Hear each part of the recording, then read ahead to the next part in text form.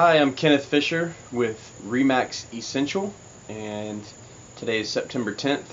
So in my favorite month, September. It's about 83 degrees here and it's gorgeous. So while I'm sitting outside, doing some market research. I've got some interesting information to share with you, and I've got my little buddy Odie here. He's helping me verifying my information, so making sure everything's accurate. Good job, Odie. You're a good boy. Anyway, just wanted to say hello and to let you know that I'm here for you if you have any friends, family, or if you need any real estate assistance, looking to buy or sell, or anything in between. I'd love to help you with that. All of the charts and things that I'm going to go over with you, you can also click on the links below to download those. So don't worry if I go too fast, or of course you can always pause the video, but for a couple of them you probably will want to download them yourself if you want to look into the data in detail. So I hope it's helpful, and I look forward to hearing from you. Alright, so here's a data table,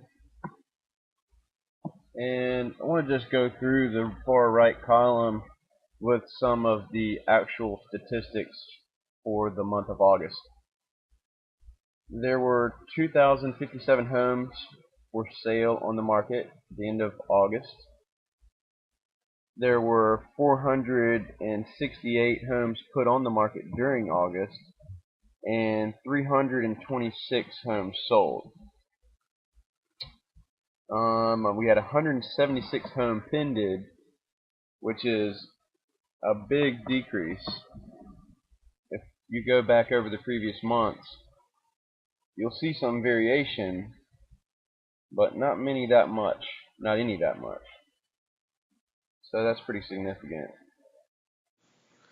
Keep in mind that we're looking for trends here, so this down month doesn't necessarily mean the market is doing bad. It's natural for it to have a correction after a really high month.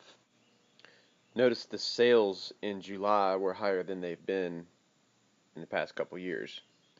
Just wanted to make a note that it's the trend that we're looking for, so keep that in mind. The next row is month supply of inventory, and that's based on closed sales.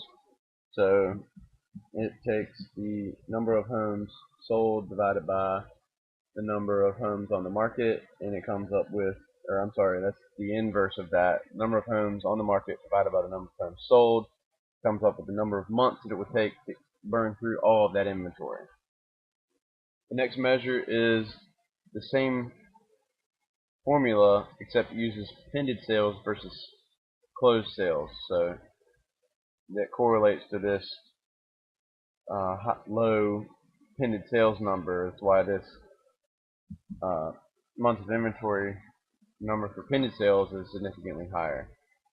And then the inverse of the month supply of inventory is the absorption rate, which is expressed as a percentage. So there's 15.8% of the homes on the market have closed or been sold over the previous month. And again, based on pending sales, 8.6% of homes in the market are going under contract. Our average asking price is $462,000, and our average sale price is $261,000.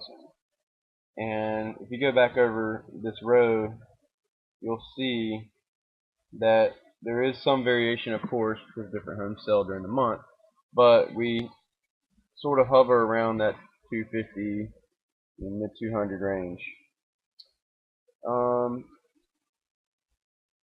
And then these other measures are not really that significant. I like to look at sold price versus original list price, and the reason I look at the original list price is because it tells more true story than the measure before, although they are fairly similar. If you just look at sold price versus list price difference, it's not going to take into account any price reductions or changes throughout the listing. So original list price is the measure that you want to look at. It's going to tell you how close the sellers are to the actual prices that buyers are willing to pay. And then lastly, a measure I like to look at is cumulative days on market. That's expressed CDOM, 114 days right now, which is great. It's lower than we've been any time over the past 2 years. It's based on closed sales. I'm going to scroll up just so you can see it's basically the same information, but it's in a graphical form so you can see the trends. By the way, this chart at the bottom is percentages changed of number for sale sold and pended, and it compares the data for various time periods. It covers month to month, so like July to August, and then it also covers August of 2013 to August of 2012. It goes back quarter to quarter, etc., etc.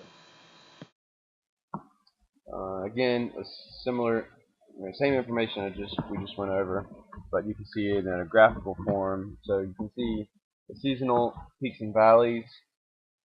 Typically, the end of the year, the cold winter months are the lower volume-wise, and people take their homes off the market during that time. Typically, put it back on when it starts warming up, and you'll notice again this number right here, this red line, is that big dip that we saw in pending home sales. So I expect next month our closed inventory will be lower because it's reflecting this. And also closed sales in August was a little bit lower than I expected it to be. As typically you don't see a dip in August yet. That could be a result of interest rates going up. Or it could be a not typo, but a data entry error. But as of right now, I'm assuming that the data is correct. Another thing I expect to see next month is that the pended sales will go back up. I'm thinking this is just a hiccup recovery from a high sales month. Okay, so I'm going to switch gears now to a new chart that shows the levels of activity per price range. I do have this broken down into another chart that I'll show you. Of course, you can download all this. This particular slide didn't come through too well on the video, so I want to just click on the link below and download it and take a look at it. It shows you the price range. On the left side here, you can't really see it, but it shows what the price ranges are. The top number column or row is 0 to 99, and the bottom is actually the total, but the one before that is 1.5 million to no limit. So you can download that and check it out. Next, I'm going to show you the graph of the market data broken down into price range. Alright, so I'm not going to bore you with all the details in all of these graphs, but I did want to point out just a couple things. A quick recap of how to access it all. Remember the tabs across the bottom. The first item represents the first one is going to be a data table, so it's going to have all the numbers we just looked at plus some, and the following corresponding with the G is the graph. So notice the 200 to 299 price range is holding pretty steady with the sales, where most of the other ones have kind of dipped a little bit over the month. Of course, we had a very strong month in July, so it could just be a result of that. But we shall see. I think the market's still healthy, still great deals out there. Lots of People getting good prices for their homes, and people getting good deals. Interest rates are still affordable. Right now, they're in the mid fours. Um, anyway, all this stuff is available. You can download it. The links below. And click through it. If you have any questions, feel free to call me. I'm happy to talk to you about it. I can pull any of this information for you specific to your neighborhood. I can put charts together like this for you to help you determine what's a good time to sell, if you want to purchase something, if it's a good buy, or give you an idea, all that kind of stuff. So please don't hesitate to call me. Is there anything I can do to help you? And I hope you have a fantastic day.